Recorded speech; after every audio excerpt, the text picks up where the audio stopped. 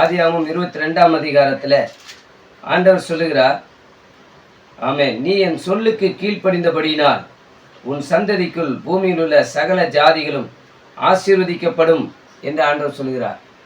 நாம் தேவனுடைய ஆசீர்வாதத்தை பெற்றுக்கொள்ள வேண்டுமானால் நமக்கும் தேவனுக்கும் ஒரு நல்ல உறவு வேண்டும்.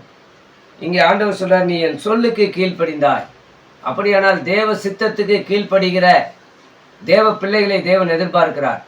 தேவன் யாரை ஆசீர்வதிப்பார் என்றால், தேவன் தம்முடைய சொல்லுக்கு கீழ்ப்படுகிறவர்களை ஆசீர்வதிக்கிறார்.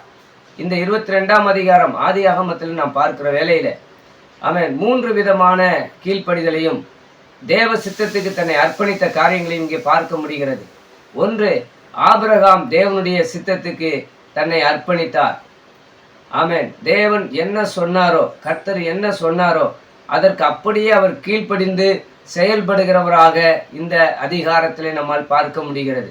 ஆண்டவர் சொன்ன அந்த வார்த்தைக்கு அப்படியே கீழ்ப்படுகிறார். இன்னைக்கு எத்தனை பேர் அப்படி தேவனுடைய சத்தத்துக்கு நாம் கீழ்ப்படிய ஒப்பு கொடுக்கிறோமோ அத்தனை பேரையும் தேவன் ஆசீர்வதிக்க போதுமானவராய் இருக்கிறார். ஹல்லேலூயா. அதே போல 2ஆவதாக இந்த ஆதியாகமத்தின் புஸ்தகம் 22ஆம் அதிகாரத்துல நாம் பார்க்கும் பொழுது கீழ்ப்படிந்த ஒரு ஈசாக்கை பார்க்கிறோம். ஆமென். தகப்பனுடைய வார்த்தைக்கு அப்படியே கீழ்ப்படுகிறார். தேவ சித்தத்துக்கு தன்னை முற்றிலுமாய் அர்ப்பணிக்கிறார். தேவ பிள்ளைகளே, 2ஆவதாக ஆமென் கீழ்ப்படுகிற ஒரு ஈசாக்கு இந்த அதிகாரத்தில் நம்மால் பார்க்க முடிகிறது. நீங்களும் நானும் தேவனுடைய வார்த்தைக்கு கீழ்ப்படுகிறவர்களாய் இருக்க கர்த்தர் நமக்கு உதவி செய்வாராக.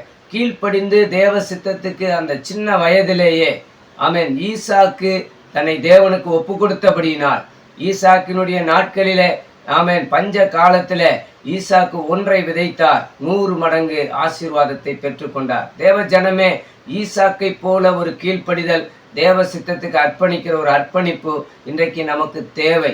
இன்றைக்கு தகப்பனுடைய வார்த்தைகளை கேட்காதபடிக்கு, கீழ்ப்படியாதபடிக்கு இன்றைக்கு எத்தனையோ வாலிப பிள்ளைகள் போய் கொண்டிருக்கும் பொழுது ஈசாக்கை போல கீழ்ப்படுகிற பிள்ளைகளை தேவன் எதிர்பார்க்கிறார். நம்பர் 3, 3ஆவது இந்த 22ஆம் அதிகாரத்துல ஆதியாகமம் 22ல பார்க்கும் பொழுது கீழ்ப்படுகிற அல்லது தேவ சித்தத்துக்கு ஒப்பு கொடுத்த ஒரு பலி ஆட்டை குறித்து நாம் பார்க்கிறோம்.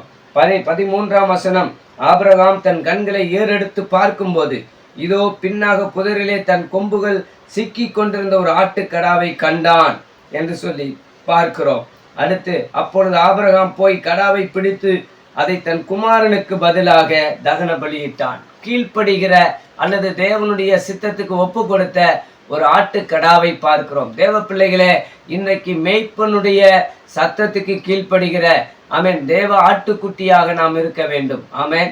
ஒரு உண்மையான ஆட்டுக்குட்டியாக, ஒரு தேவ ஆட்டுக்குட்டியாக, உலகத்தின் பாவத்தை சுமந்து தீர்த்த தேவ ஆட்டுக்குட்டியாகிய இயேசு கிறிஸ்துவை நாம் அங்க கல்வாரி மேட்டில பார்க்கிறோம். இந்த மோரியா மலையில ஆமென் தன்னையே பலியாக தேவ சித்தத்துக்கு ஒப்பு கொடுத்த ஒரு ஆட்டுக்குட்டியை போல இன்னைக்கு எத்தனை பேர் ஒப்பு கொடுக்க ஆயத்தமா இருக்கிறோமோ அத்தனை பேரையும் தேவன் ஆசீர்வதிப்பார். நீ என் சொல்லுக்கு கீழ்ப்படிந்தபடியினால் என்று சொல்லுகிற இந்த ஆதியாகமம் 22ஆம் அதிகாரத்துல சொல்லுகிற அந்த வார்த்தை, ஆமென் தேவனுடைய வார்த்தைக்கு கீழ்ப்படிந்த ஆபிரகாம், ஆமென் தேவனுடைய வார்த்தைக்கு கீழ்ப்படிந்த ஈசாக்கு, தேவனுடைய வார்த்தைக்கு கீழ்ப்படிந்த ஒரு ஆட்டுக்கடா, இப்படிப்பட்ட 3 விதமான கீழ்ப்படிதலையும் தேவ சித்தத்துக்கு அர்ப்பணித்தவர்களையும் நம்மால் பார்க்க முடிகிறது. இந்த நேரத்தில் தேவனுடைய வார்த்தையை கேட்டுக்கொண்டிருக்கிற தேவ பிள்ளைகளே, நீங்களும் நானும் இப்படி தேவ சித்தத்துக்கு ஒப்பு கொடுக்க முடியுமானால் கர்த்தர் சொல்லுகிறார், நிச்சயமாகவே நான் உன்னை ஆசீர்வதிப்பேன், நிச்சயமாகவே நான் உன்னை ஆசீர்வதிப்பேன். இந்த தேவனுடைய வார்த்தைக்கு கீழ்ப்படுகிற ஒரு கீழ்ப்படிதல் உங்களுக்கு எனக்கு இருக்குமானால் கர்த்தருடைய ஆமென் ஆசீர்வாதம் நம்ம மேல வந்து தங்கும். கர்த்தர் தாமே நம்மை ஆசீர்வதிப்பாராக. ஆமென்.